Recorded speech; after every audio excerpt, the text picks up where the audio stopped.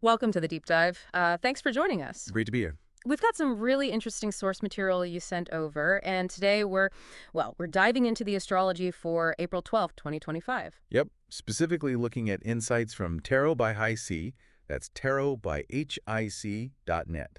Right. So think of this as us pulling out the key takeaways for you, trying to understand the main energies for that day. Our mission, if you will, is to figure out what's most important, especially for like relationships and maybe personal growth. Yeah, and how it might bring some, clarity or direction. The text even mentions a potential turning point. Ooh, intriguing. That definitely sounds worth digging into. Absolutely. So where do we start? Well, straight off the bat, there's this big theme of dualities. Like, do you feel more like a lone wolf, or are you drawn to being a member of the pack? That classic push-pull, independence versus connection. Exactly. We all feel that, right? Yeah. But what's interesting is how the text immediately says, okay, prioritize peace. Prioritize peace and make decisions about relationships. Seems linked. Yeah, it feels like the universe is saying, okay, acknowledge the tension, but aim for harmony. And almost as a side note, it mentions it's a good time for starting creative projects.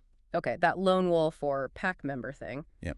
But aiming for peace, it feels like it's saying be yourself, but don't let your independence cause friction.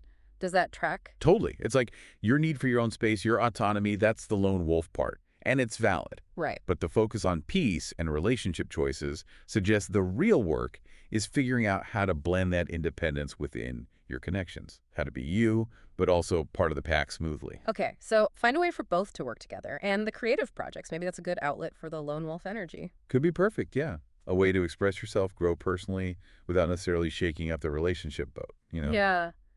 It kind of reminds me of that whole individuation versus attachment thing in psychology. Exactly that dance. And it seems April 12th is really highlighting it. Okay, that sets the scene nicely.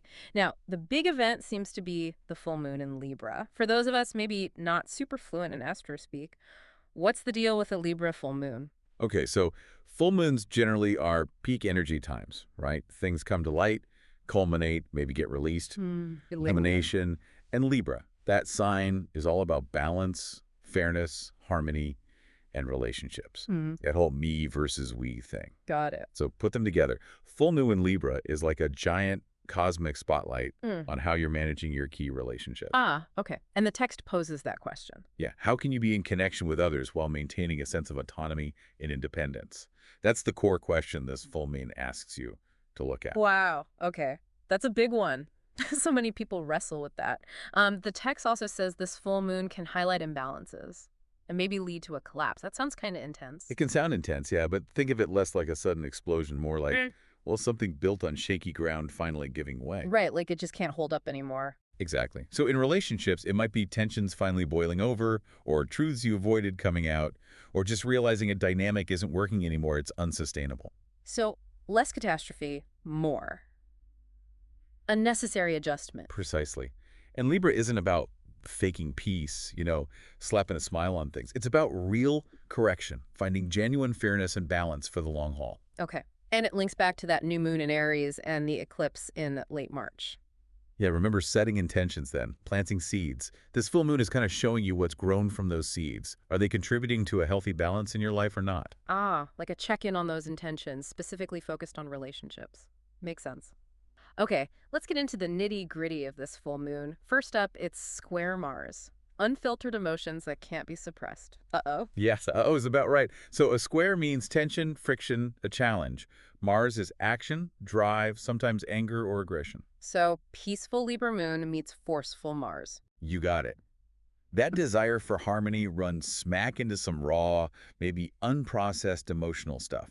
Like the text says, triggered by old wounds, needs you've ignored, or just being emotionally exhausted. So you kind of have to deal with the messy stuff to get to the real peace. That's exactly it. The path isn't always smooth. Yeah. Sometimes you got to wade through the feelings. Okay. It makes sense. You can't just ignore it. Next, the full moon is opposite Chiron. The text calls it past meets present, wound meets light. That sounds deep. It is deep. An opposition is like a direct face-off. And Chiron, well, that's the wounded healer. It points to our deepest vulnerabilities, but also our capacity to heal through them. Right, the wound holds the medicine, sort of. Kind of, yeah. So Yeah. full moon opposite Chiron means those core wounds feeling not good enough, rejected, abandoned, unseen, they get brought right into focus. Oof. Sounds uncomfortable. It can be. But The key thing, like the text says, isn't about just suffering through old pain. It's for acknowledgement, bringing the wounds into the light so they can heal and evolve. so seeing the wound clearly is the first step to healing it, especially in how it affects relationships. Exactly. Looking at it with compassion, not just ignoring the ache. Potentially very transformative, like you All said. right. Potentially transformative, potentially uncomfortable. Got it. But then there's a trine to Jupiter. The text calls this an open door. That sounds much nicer. Definitely a welcome shift. A trine is smooth, harmonious, easy flow. Jupiter is expansion, luck, growth. So full moon trine Jupiter means. It means there's real potential for positive growth in relationships. If you're willing to face the imbalances, acknowledge the Chiron wounds we just talked about, Mm-hmm.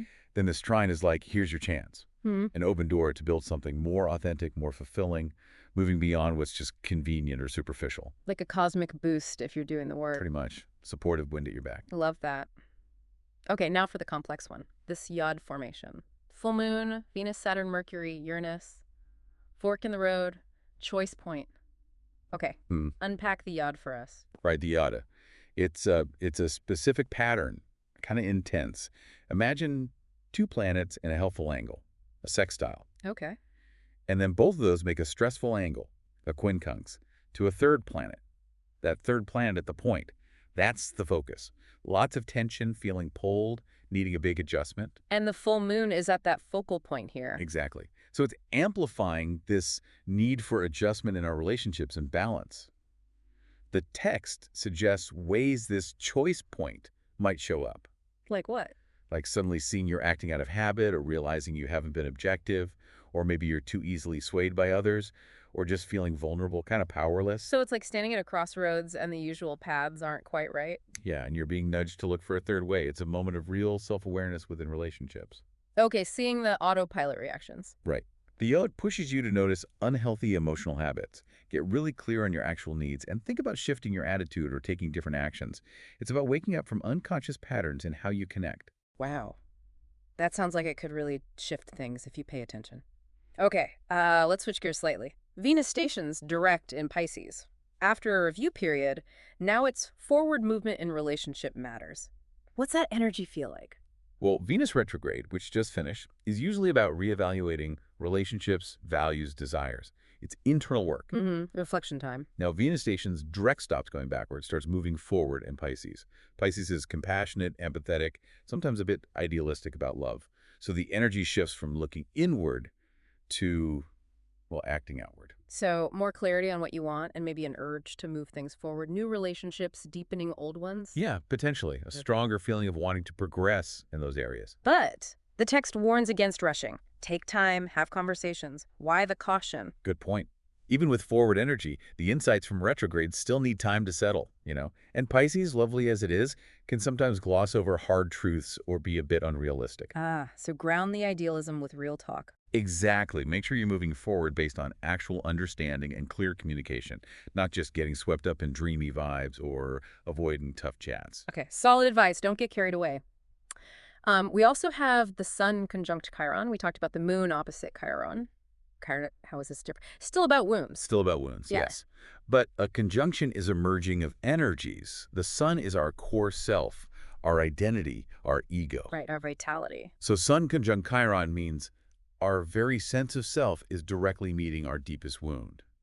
The text says this brings those wounds up as, like, undeniable emotional truths. Can be beautiful and sharp, it says. Yeah, you might feel really raw, vulnerable, maybe some old self-doubt creeps in. But the key thing is this awareness brought into the sun's light is the crucial first step to healing, Right. understanding those vulnerabilities with self-compassion.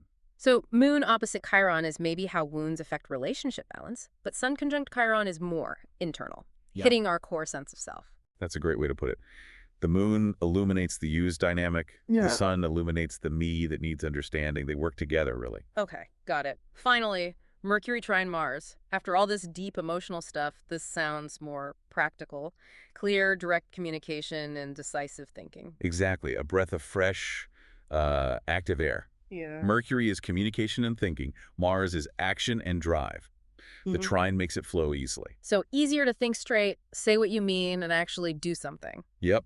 After digging through the emotional intensity and the wounds, this aspect helps you process it constructively. It supports having those important conversations Venus direct might bring up, but with more clarity and confidence. Nice. A useful tool to have available. Okay. So let's try and wrap this up for everyone listening. April 12th, 2025 sounds like a pretty significant day, huh? Especially around relationship. Definitely. Big focus there. We've got that powerful Libra full moon really spotlighting the balance or imbalance between your needs and others. hmm And that potential for old wounds surfacing, but really as a chance for healing and growth. Right. Not just pain for pain's sake. And then there are these energies supporting clearer thinking, decision making, and actually moving forward in connections after that reflective Venus retrograde period. Yeah, it all ties together. The full moon really calls for authentic balance, Hmm. understanding what you truly need in a partnership, not just keeping the peace superficially. Genuine alignment, like you said earlier. Exactly. So, with all this swirling around the balance, the wounds, the choices, that yawed fork in the road, here's something to maybe mull over. Okay. Considering everything we've talked about for April 12th, what's maybe one habitual emotional response you tend to have? One pattern Yeah. that you might want to consciously look at, maybe even adjust as you move forward in your relationships and, well, just your own growth? That's a great question to leave people with. Food for thought.